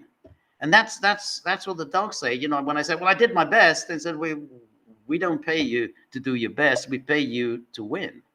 So, they learn. I don't know how they managed to learn the line from James Mason, but that, they like to quote that back at me. So so I'm going to have to deal with that tomorrow. So if you have, anyone's got a few bob in their pockets, it'd be nice to dunk it into the tip jar, and then I'll have an easier time tomorrow with the dogs. And then Steve Brown says, lots of Iran should fire long-range ballistic missiles at Dimona, hundreds at a time. Yes, the Dimona, of course, is the Russia, where supposedly Israel keeps its nuclear weapons. I think that's a a good suggestion. But as I say, I get the impression Iran doesn't want to take it any further. I think Iran really wants to, they don't want to escalate. They do not want to escalate. It's a responsible thing to do. The problem is they're dealing with very irresponsible powers. I mean, I think Norman Finkelstein said recently in the interview with Glenn Greenwald, something like, well, Iran is very patient, the Persians, it's an ancient civilization. They know, history is long, you got to, be patient, not just get immediate satisfaction from something. Israel likes immediate satisfaction. But that's really the problem, that if you're up against people who want immediate satisfaction, who are very impatient, then all of your patience and all of your historical perspective won't suffice. So you're up against Israel, who are nuts, and then behind them stands the United States. Then your historical patience isn't worth a damn. So anyway, so so I get the impression they don't want to do any more. And then R. Brown says, we refer to and romanticize the American Indians as if they were or are one unified, peace-loving people and got screwed over. There were hundreds of tribes which were perpetually at war with each other for centuries. Many tribes were eliminated by other tribes. The system that replaced that, while far from perfect, was an improvement from that reality. I mean, I kind of agree with you. The whole idea that you can just simply, you have an expectation that you're going to get to keep this giant continent and no one else was going to arrive. This is a very hospitable continent. There's a lot of, great weather, very rich agricultural soil. You're not going to be able to do it. And, you can berate the white man and so on. But the fact is that, history is replete with examples of, that, humans don't just spring out of the soil. The humans, they come from somewhere. Everybody comes from somewhere. They come from one part of the world, another part of they move into hospitable climes. They move to places where they can make a good living, and so it was inevitable that this continent would be conquered. And after all, they themselves, the Native Americans, didn't just sort of spring out of the soil.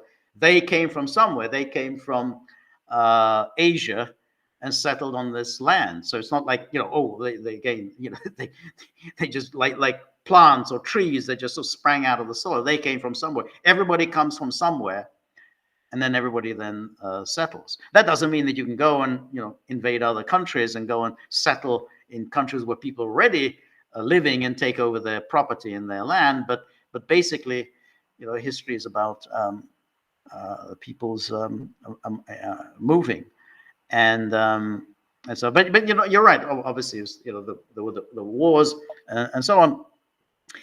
But again, the Native Americans don't have a bad deal in the United States. I mean, they have their the reservations, where they basically they run the place, and so it's not. I think they have a much better deal than the Palestinians, without questions. They have their own places, their reservations, but they also enjoy, obviously, American laws and American government, American passports, and everything else. So I don't think their plight can in any way be compared to that of the Palestinians. Um, Cynthia says the Oxbow incident, dark passage in the 39 steps certainly come to mind when I think of miscarriage of justice. Dark passage. Yeah, yeah, okay, I know the Oxbow incident. Yeah, is the 39 steps a miscarriage of justice? Hmm. That's yeah. I mean, I think of that more as a as about uh, espionage. The problem with the 39 steps is, I mean, Hitchcock made two versions of the 39 steps, but neither version has very much to do with the original novel by John Buchan. It's a very good, very good novel, you know, about the First World War and espionage in the First World War. Um, but Hitchcock just completely changed the story, which I never understood why he did it, because the original I thought was a good, was actually a good basis for a film. But the strange thing is he re he remade it. He made this one in 1935, and then he did one, I think, in the 1950s. Um, but both versions, you know, essentially were nothing like the original. So I would have some hesitations in showing the 39 steps, because I just think that it's a it you know, it completely abandoned the original story. I mean, they maintained the name. I think they retained the name, as far as I remember, Richard Hannay. But the actual story that they Hitchcock changed completely. But the Oxbow incident, yeah, that's a very good one there. Let me write that. The Oxbow incident, and of course, now that you bring that up, then there's the other one, which of course is the name, the one with Gregory Peck and uh, the famous case where a black man is sentenced to death, and Gregory Peck is this great lawyer trying to defend him. Yeah, you know exactly which you know what I'm thinking of. So let me, can someone just, you know, put that name down? You know, what's the name of that famous one? I'm gonna have to look this up. This is just so annoying.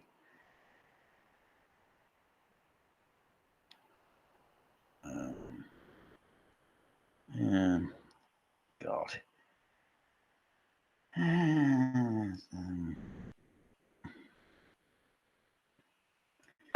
Gregory Peck.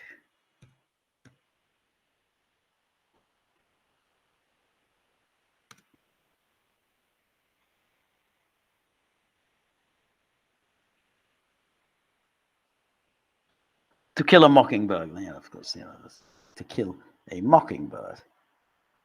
So yeah, there it is. Cynthia put it in. To Kill a Mockingbird. All right. To Kill a Mockingbird. Yeah. Okay. Yeah. That's it. Yeah. Again, Marty also, To Kill a Mockingbird. Yeah. Yeah. Okay, but that's also a very good one. And then we have Brian says Defense of the Realm. I think we had that. I think we've already screened that movie, um, Defense of the Realm. But that's certainly a very good, very good film. And then um, and then Steve Brown says, not a matter of romanticizing people or a nation have a right to self-determination, which of course does require a form of unity and purpose among those people. Also, Native Americans did make treaty agreements with the federal government, example, Medicine Bow, but it was the government of the United States that the federal government repeatedly violated. Yeah, but they made deals, but again, there were, you know, I mean, they also recognize their water rights and so on. I mean, you know, obviously we can argue about these things, but um, you know, I think the Native Americans have got a better deal. You know, whatever, we look at these things, bad things that happens, that it hasn't been as systematic as what Israel has done to the Palestinians. I mean, we're really going back, 100 years, and it's really been horrific. Anne Marie says, movie suggestions: Billy Wilder's Witness for the Prosecution. Is that one? Yeah, Witness for the Prosecution. That's a very is a miscarriage of justice. Witness for the because that well. Yeah. All right. Right. I mean, that's an interesting one. Whether it's because I think if you recall at the end, that well, I don't want to give it away for anyone who hasn't seen it, but I mean that's a good one for miscarriage of justice. Witness for the prosecution, and Lubitsch is to be or not to be. That's I mean I don't think that's a miscarriage of justice. But I do like that. I always thought that to be or not to be is I preferred that film to Ninochka. I mean, Ninochka was pretty good, but I don't think it was quite on the level of to be or not to be. Because I think Jack Benny is absolutely hilarious, and Carol Lombard I think had a real comedic talent, and so so to be or not to be is an absolute. I mean, it has to be one of the funniest films ever made. So I think that's a great suggestion. I have to think about how to in what particular category of movies to put to be or not to be. I mean, obviously it has to be comedy, but what about wartime comedy, and war and comedy? Actually, that's not a bad idea. War and comedy. That's not a bad idea, because I can think of, yes, to be or not to be. I mean, we have Catch-22, which we've already showed, but we could also have Groucho Marx's Duck Soup, which is also war and comedy. But if you have any other suggestions for war and comedy, that was but yeah, great. Thank you, Anne Marie, for that suggestion. And where are we?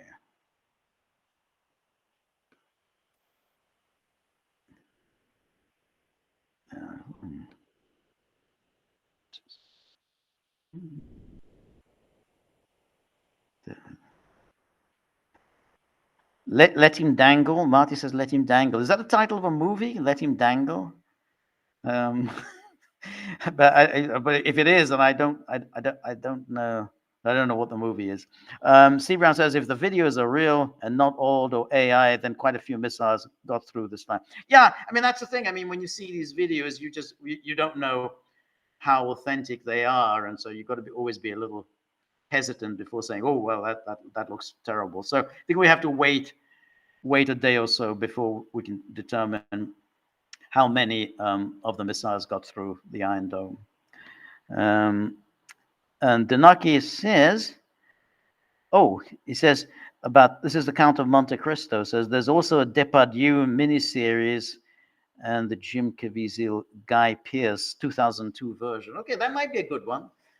Good. You see, if it's Depardieu, I'm sure Depardieu is good, but it's in French. That means we have subtitles, and as you know, whenever I post these films with subtitles, we lose the subtitles, and so we just have to watch it in French. And I don't know if everybody's French is really up to following it. I'm sure it isn't. Mine isn't. So we can't really do that. But this, with Guy Pearce, that might work.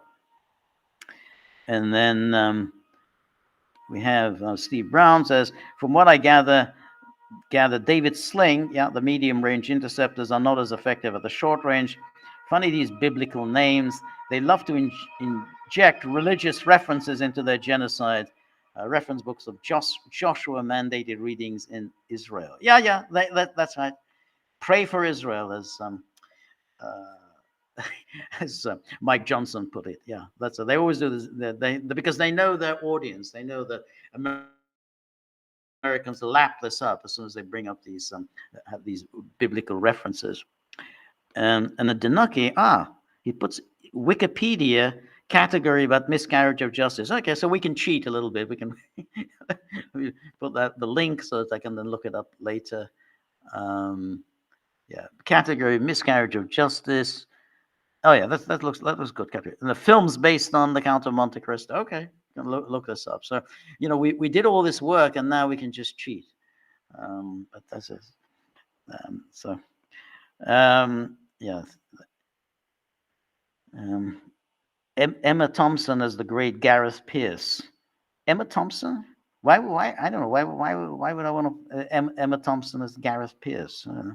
Um, you want to beep her? Guess Steve Brown says you want to beep her. U.S. State Department operative Deborah Lipstadt. Oh, she's just insufferable. She's the kind of the hunter of anti-Semitism. She's working for the Biden administration, hunting down um, all manifestations of anti-Semitism in the United States. And of course, her fame is she wrote that awful book, Holocaust Denial or whatever. I think it was the Holocaust Deniers or whatever it was called. And then she labeled David Irving as a Holocaust denier, and Irving, for some reason, and I never quite figured out why he did it, he decided to sue her, not unreasonably, because he has never been a Holocaust denier, and I think his point was, I'm not a Holocaust denier. I may question this or that aspect of the Holocaust, but I don't question that there was mass executions of the Jews. So he thought this was an unfair uh, characterization, but I'm not quite sure why he expected to win this case. I mean, there was just no way he was ever going to win this case. So that was a big mistake for him to do that, because he lost that case, and his reputation never really recovered from that. I mean, he was always um, a controversial figure. He was always under attack, but he was still regarded as a respectable historian. So he still enjoyed respect. People like A.J.P. Taylor and Gordon Craig had praised his books. But once he got into this whole Holocaust thing, I think then people just started distancing themselves from him. So, I'm not sure why who the hell? I mean, even if Deborah Lipstadt calls you a Holocaust denier, who cares? What does it matter what some silly woman does? She calls you a Holocaust denier. So he went with this, and of course, the court found against him. There was no jury. And he elected to have one judge decide his case. He didn't want a jury to decide his case, and I don't know why he did that. If it was just going to be one judge, it's just the judge was obviously going to find against him.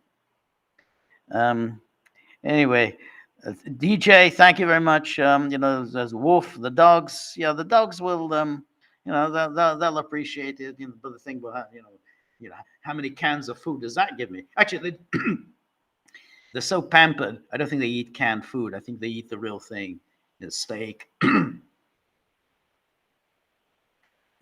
high quality sausages. They're not going to eat pedigree chum. It's just not they have much more refined taste than that. And then the DJ says the problem is that it is only a matter of time before Israel comes for Iran. Yeah, I absolutely agree with you. Absolutely agree. Not attacking now only allows Israel to weaken Iran's allies. No, I mean that's it. I mean, Israel is going to do this. I mean, Israel's will make its decision according to what's the best time to strike. Clearly, after the attack on Hezbollah, after the humiliation of Hezbollah, and clearly Hezbollah is now in disarray. This was the time to attack. It was obvious that they were going to invade Lebanon after decapitating the Hezbollah leadership. They were going to attack Lebanon. This may be a good time to attack Iran as well.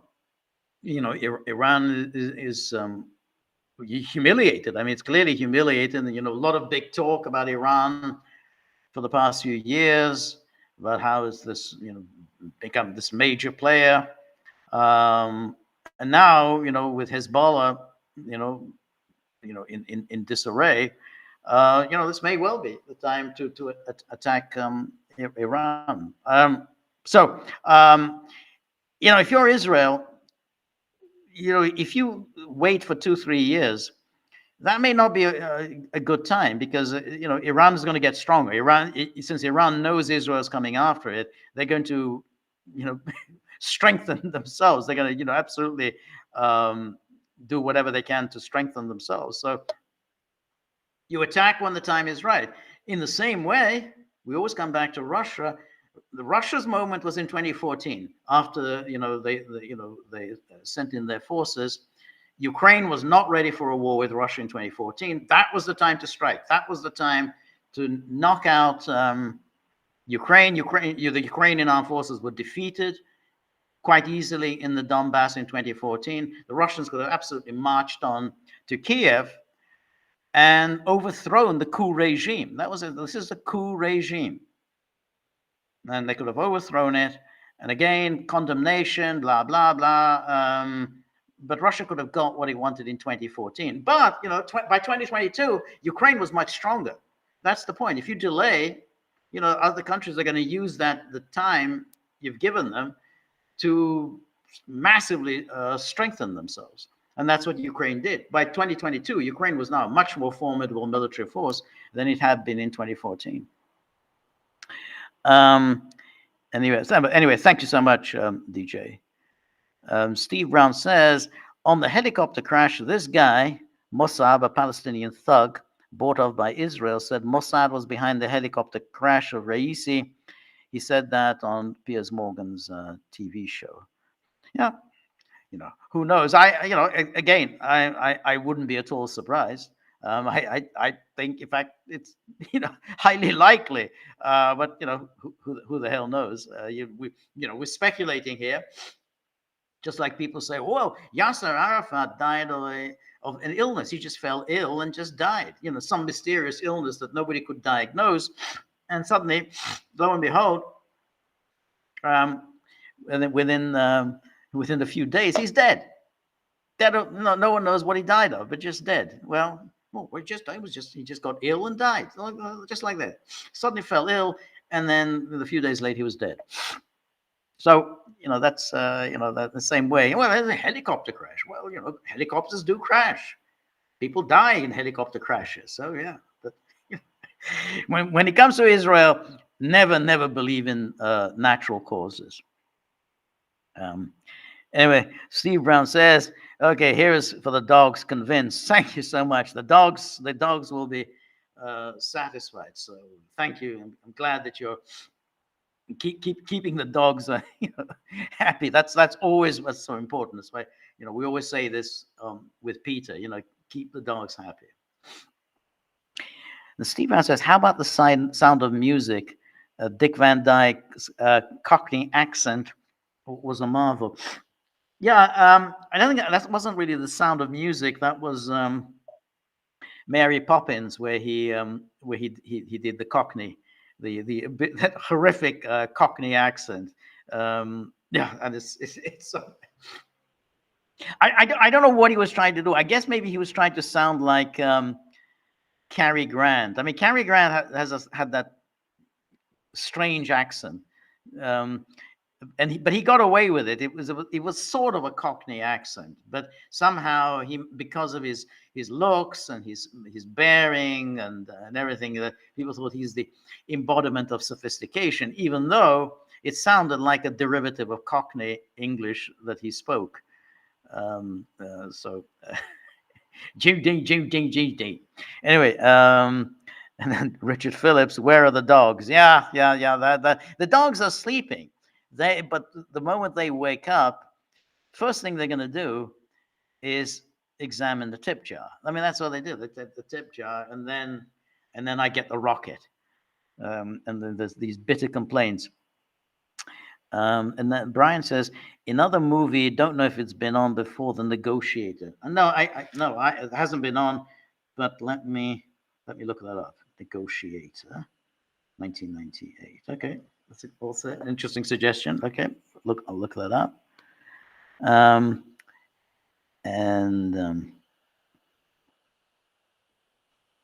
Let's see. I lost where I was. Oh, somebody said, Danaki says, MASH for war and comedy. Yep. Excellent. Let's let, yeah. War and comedy. MASH. There was another film, The War and Comedy, that was, I saw it years ago and I didn't like it all that much, but I wonder whether it's worth taking a look. I think it was with the Spike Milligan thing. John Lennon, I think, played the Spike Milligan character. Hitler, My Part in His Downfall. I didn't think it was all that good at the time, but maybe I'll take a look and see if it's worth looking at. Maybe it's in retrospect, maybe it wasn't as bad as I thought at the time. So the dogs. Oh, who are the dogs? Steve Brown says. Oh, the dogs are they're Peter's dogs. There are two Dachshunds, and there are two Chihuahuas. But it's the Chihuahuas that are the real pain. They're the hard liners. They're the ones who keep the tip jar in this constant state of agitation. Richard Phillips says they seem too intelligent. Maybe George has imagined them. Well, you know, people can be intelligent in one way. They can figure things out. They can theorize and think and so on. But people can be intelligent in another way, sort of greedy, manipulative.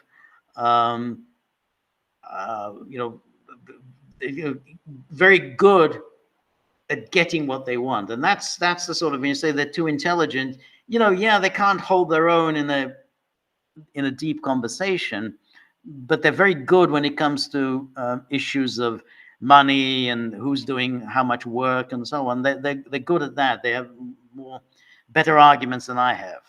So that's where they are.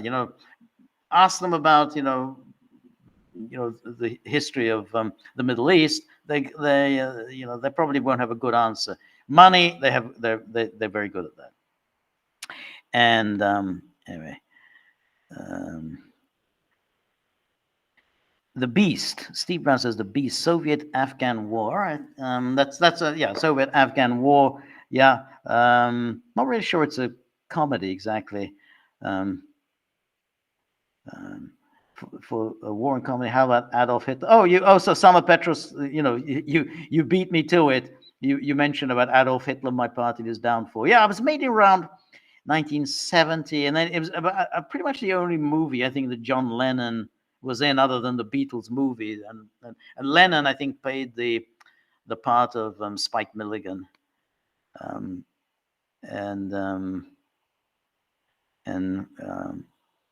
Richard Phillips says, is it just me, or do women seem the most extreme in politics, using emotive reasoning to justify authoritarian measures? I agree. That's yeah. I mean, that's what happens. I mean, generally, that's when you got to emotion. That's always the case. And there's no question. I mean, when you look at all these, these terrible figures, all the Madeleine Albrights and Jean Kirkpatrick's and Nikki Haley's and the rest of them. They and Annalena Baerbock or Ursula von der Leyen. I mean, the list can go on and on. They are the worst, no question. They are the worst. So think in the name of the Father. I've already written that down. Yep, I got that written down. Yep, there's Emma Thompson. There's the Gareth Pierce. Yep. Notice Downfall was the name of a non-comedy film. Yeah, Downfall. Well, that was the one. That's the one about Hitler's last days. Downfall, I think. So yeah, that was not a comedy. Yeah, and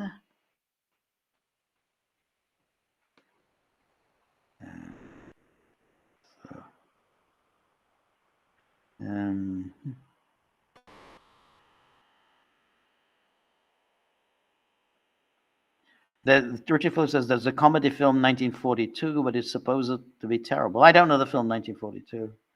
There was the I mean there was 1941, but that was more about Pearl Harbor, but that wasn't a comedy. Um, and then um, uh, and then Richard Phillips says Volkodar in Ukraine has fallen. Apparently, this is a huge deal. Myself, I don't get this village-to-village warfare. I kind of agree with you. I mean we've talked about this before. This kind of village-to-village warfare, that's going to take forever. And it's not just that, if it goes on forever, then a lot of Russians are going to die. I mean, this idea, oh, Russia is going to win a war of attrition against Ukraine. Okay, well, Russia is much bigger than Ukraine, and therefore it's got a lot more people. So Ukraine can ultimately cease to exist, and there'll still be a Russia. But I don't see the great advantage of that to suggest, well, we won, we lost 1 million men fighting this war, but we won. Yeah, but you've lost 1 million men fighting it, and fighting what exactly? Particularly as this is a war between Russians and Ukrainians, who Putin has said are one people, and I think that's fair. I think they are one people. So it's hard to see how this is something good. Oh, a war of attrition, are we going to win a war of attrition? How many are going to die? And what have you won exactly? And all right, you've taken the Donbass. Okay, that was worth such a huge loss of life. I don't quite get that. But even more seriously, the longer a war goes on, the more all kinds of unexpected things could happen. I mean, that's just the way, the nature of war. It's never going to be a linear thing. It's like, oh well, war of attrition. Oh, bum, bum, bum. We kill so many of theirs. We lose so many of ours, and basically, war of attrition, we win. Yeah, but a lot of things are going to be happening the longer it goes on. So. So I kind of take your point, and I've said this before, I think, on our live stream, that this village to village thing, it just could go on for a very, very long time. Ukraine's a big country, big country, huge territory, biggest, other than Turkey, I think it's the biggest in territory in Europe. So. Richard Phillips says, it reminds you of the old joke, he shot himself in the head 3 times. Yeah. That's not a great joke. Yeah. And then says, I'm English. I'm quite fond of Dick's terrible accent in Mary Poppins. Well, he was kind of endearing. It just wasn't Cockney. It sounded like an American trying to do a Cockney, but just not a very good Cockney. I mean, I think an American today who has gone through acting school and so on would do a much better Cockney. But Dick Van Dyke never really did that. So his Cockney was just awful. I mean, it just didn't. It sounded like an American trying to do a Cockney accent, just like when the British try to do an American accent. It sounds embarrassing because it just doesn't sound American. It just sounded like an Englishman trying to sound American. So it was just but he was a likable person, still alive, amazingly enough. But it was just he was just terrible. Chim, yeah. Anyway, and then here we have. How about Pee Wee's Big Adventure? Is that what does that come in? Is that what, war and comedy? I mean, I don't think it's a miscarriage of justice.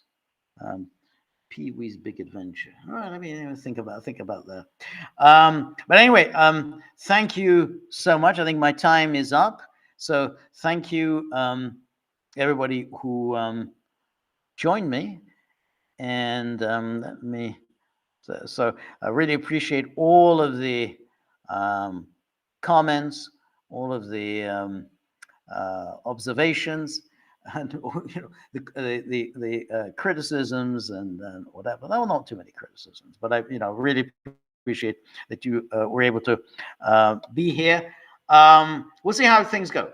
We could be in for a very dramatic few days. Now, between now and then, man, whatever the dramatic days, we got the vice presidential debate tonight. And I want to do a live stream on the Gaggle, so I'm going to post the